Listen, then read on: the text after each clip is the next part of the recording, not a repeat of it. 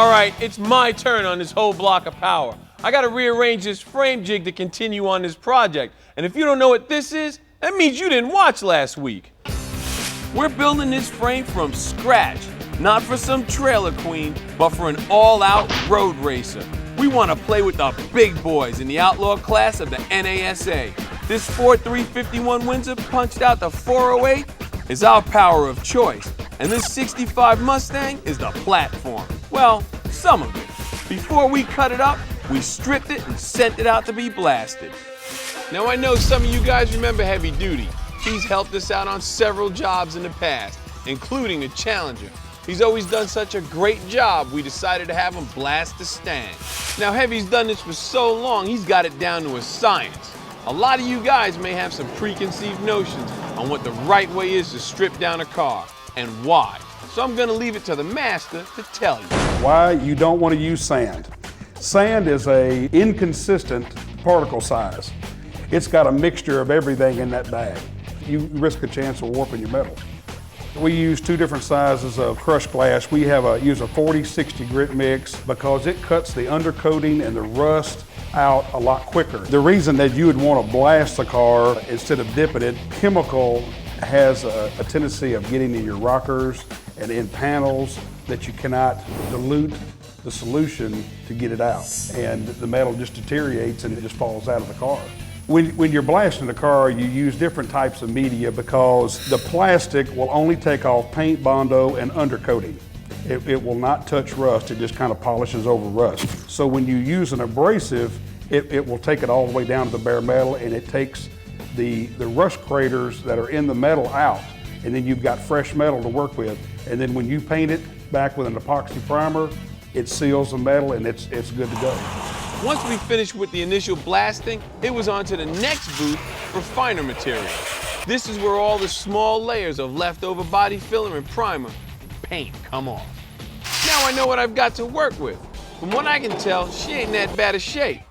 You need a good base if you're gonna build a bad ride, and blast from the past can get you started.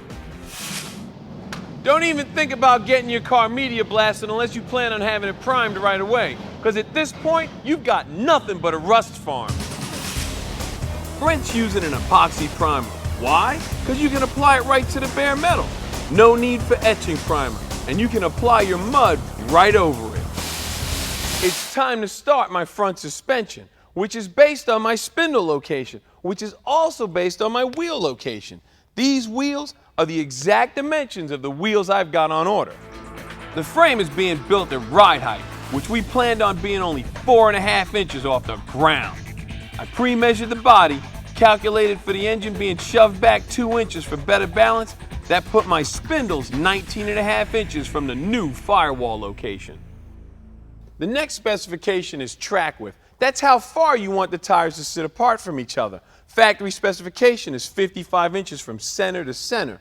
We set ours at 60 so we could get better handling. Once you get that, check your clearances against the frame.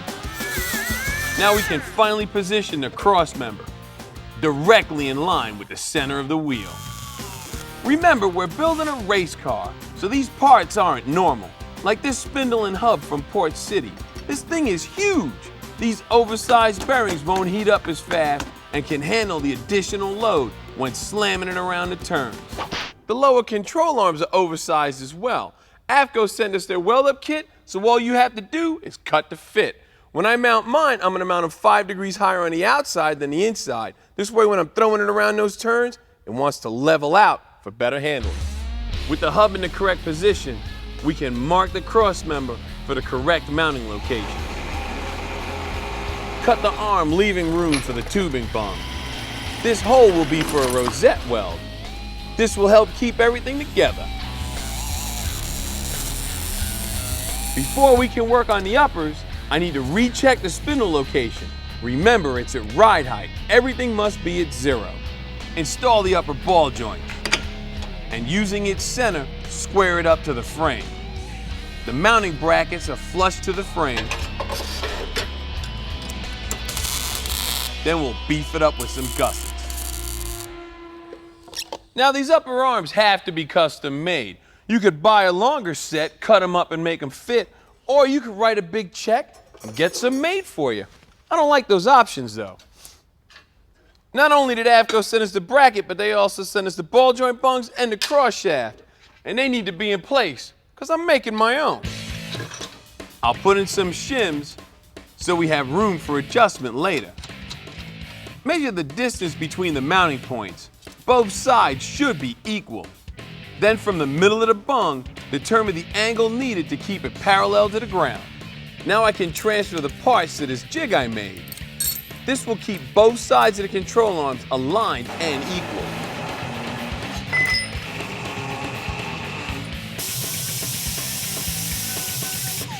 I made this ball joint plate from 5/16 steel. That gives you a little bit more surface to weld to.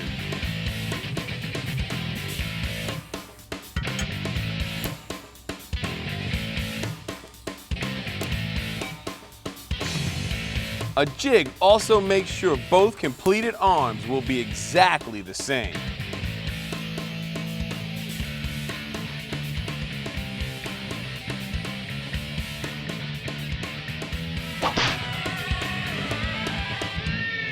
Woo-wee! I'm Lou Santiago and I approve of the fabrication of this here control arm. Not bad for a few hours worth of work. Not to mention you're not waiting for the postman to bring you parts to slow you down. After the break, we're gonna get that body ready to go on the frame.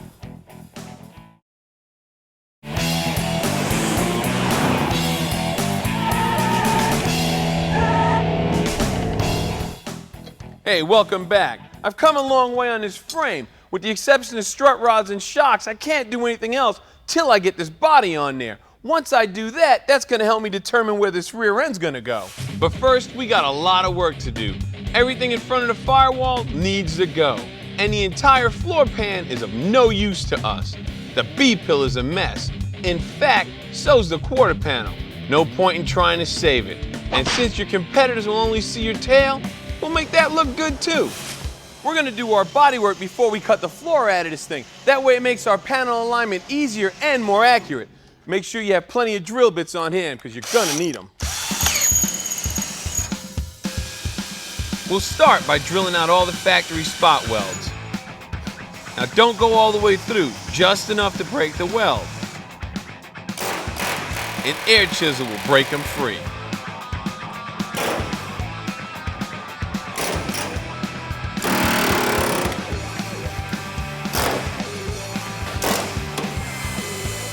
Since we're only skinning this, we'll cut the quarter here along the body line.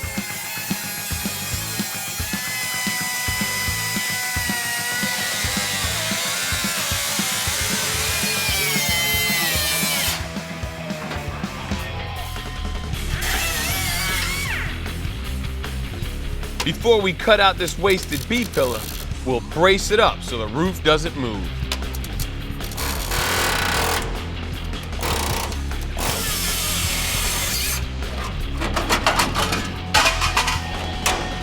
Hammer flat the remainder you want to join to.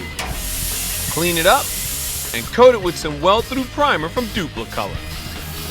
This replacement came from Mustang Masters. Nobody repops these, so used is your only option.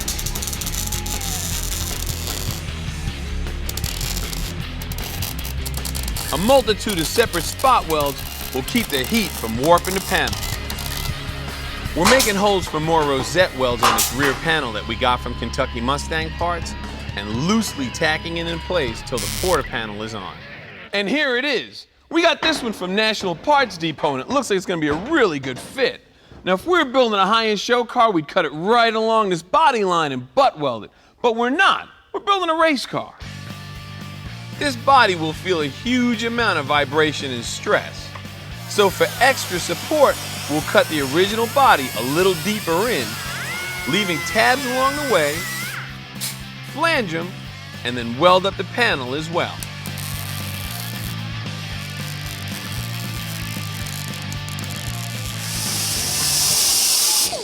Being that the quarter panel's most of the way on, I'm gonna weld some bracing in so the body doesn't flex when I cut up the floor.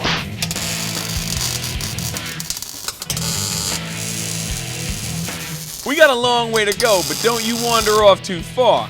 We'll be back in a bit.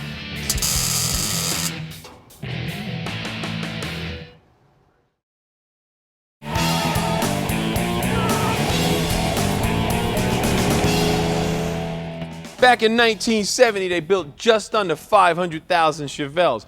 Under 4,500 of those were the world-famous LS6, one of the nastiest muscle cars to roam the streets. This week's MuscleCar Flashback, the 70 Chevelle LS6. The LS6 looked almost like a regular Chevelle, as long as it was sitting still. And that mighty 454 burned up those bias-ply G70s for just 1 year. And that's all it took to make a muscle legend. Chevy only made 17 4-speed LS6 convertibles that year, worth at least 300 grand, if they're original and the numbers match. Even a clone can go for 100 grand.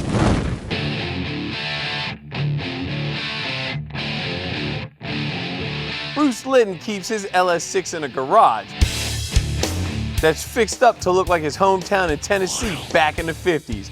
And all the cars on Main Street are restored old Chevys. I wanted to do something just to do something a little creative, and so I recreated my hometown. All the names on all the buildings are what they were back in those times.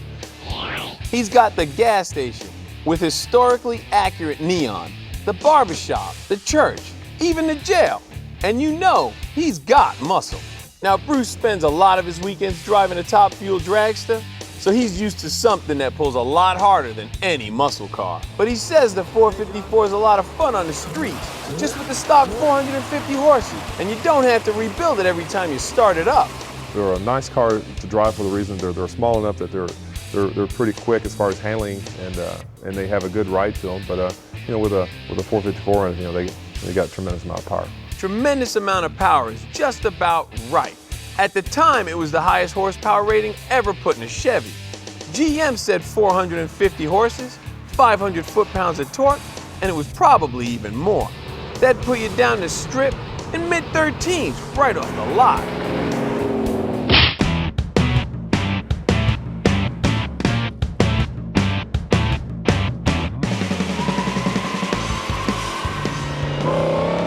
When you hear that dump truck sound, you knew it was a tranny. The Muncie M22 Rock Crusher was one of the few that could handle that much power.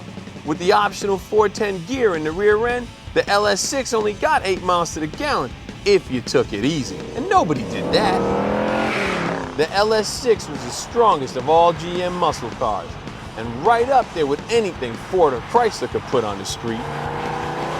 This baby only lived for 1 year. GM killed it in '71 when emissions rules got tougher, and they had to go with lower compression engines. Not long after that, the old muscle car days were over, but a few of these drive on. With that kind of mileage, they just don't drive too far.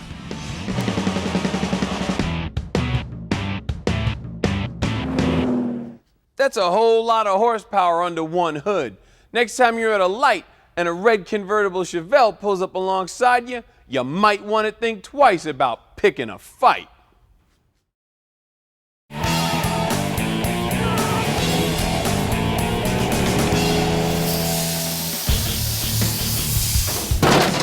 Welcome back. Sorry I couldn't wait for you to rip out this floor. Not much time left to get this body on the frame. We've already replaced the B pillar, the rear panel, and most of the rear quarter that wasn't worth saving. Then we braced it up so I could do this. Floor pan extraction. Woo! I'm eliminating everything up to the rocker panel.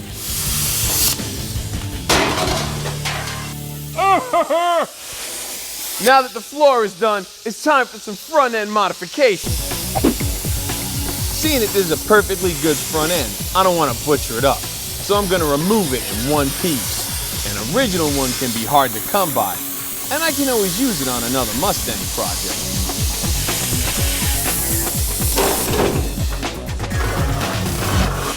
It's time to get this frame ready for the shell. Now, some guys would mount their body where it's a little higher on the rail to protect it when it's bottoming out. But this is a race car, so I'm going to mount it flush with the underside to keep it as low as possible.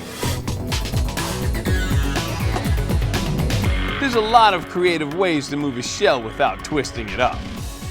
But when you've got the manpower, use it. Thanks, guys. Now to position this thing front to back and side to side, we need to measure off of the only consistent thing we've got, our front wheel location. With both fenders temporarily bolted in place, you can already tell the body needs to be slid back some. It's a simple matter of what looks good to the eye. Make sure the distance is the same on both sides. I'm sure the body spread a little bit after we cut it up. And hold what you got, hold what you got. So to position it side to side, That's square. a little geometry and some common sense is in order.